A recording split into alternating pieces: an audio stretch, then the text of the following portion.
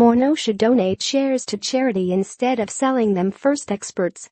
Of all the headaches Bill Morneau is nursing these days, this might be the least of them. What's the best way to donate millions of dollars in stock market gains to charity?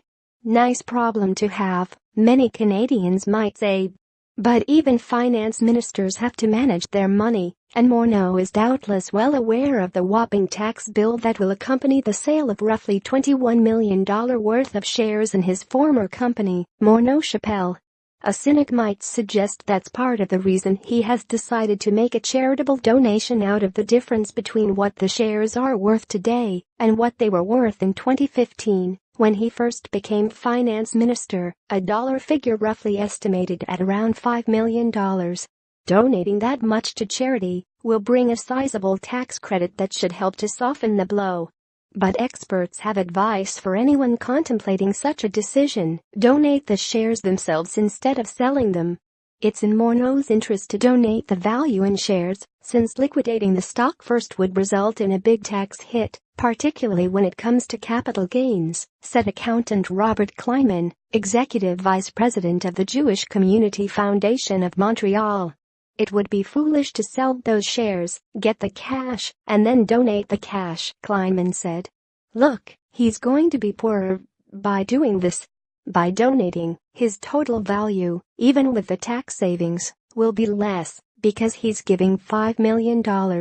But the cost of the gift will be relatively low.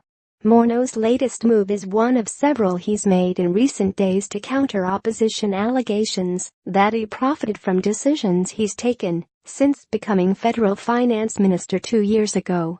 The transaction is expected to be conducted by a trustee under the guidance of the Federal Ethics Commissioner. The conflict of interest allegations stem from a pension bill introduced in the House of Commons by Morneau himself that could benefit Morneau Shepell, a human resources and pension management firm he helped build with his father. The concerns about Bill C-27 have caught the attention of the Ethics Commissioner, who says she's looking into the accusations to determine whether an investigation is necessary. For his part, Morneau has insisted from the outset that he was never in a conflict of interest. He promised last week to sell all of his roughly 1 million shares in the company and place all his other substantial assets in a blind trust, a step he says the ethics commissioner told him in 2015 would not be necessary.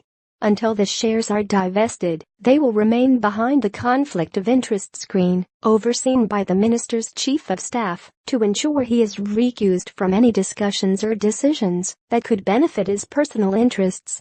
Should the government close the indirect holdings loophole in the Ethics Act 915 on Thursday, Morneau went a step further, vowing to donate to charity the difference in the value of the shares between the date he was elected in October 2015 and the day they're sold. Kim Moody, a director at Moody's Gartner Tax Law, agreed that Morneau would be better off donating the shares directly, since the numbered company, where the stock is held, wouldn't have to pay taxes on any capital gains, since there would be none. Clearly, he's still net out of pocket, but at the end of the day it's pretty tax advantageous. That approach would also allow Morneau to take $2.5 million out of the numbered company, tax-free, through a capital dividend account. In addition, Moody said, the firm would get that $5 million charitable receipt.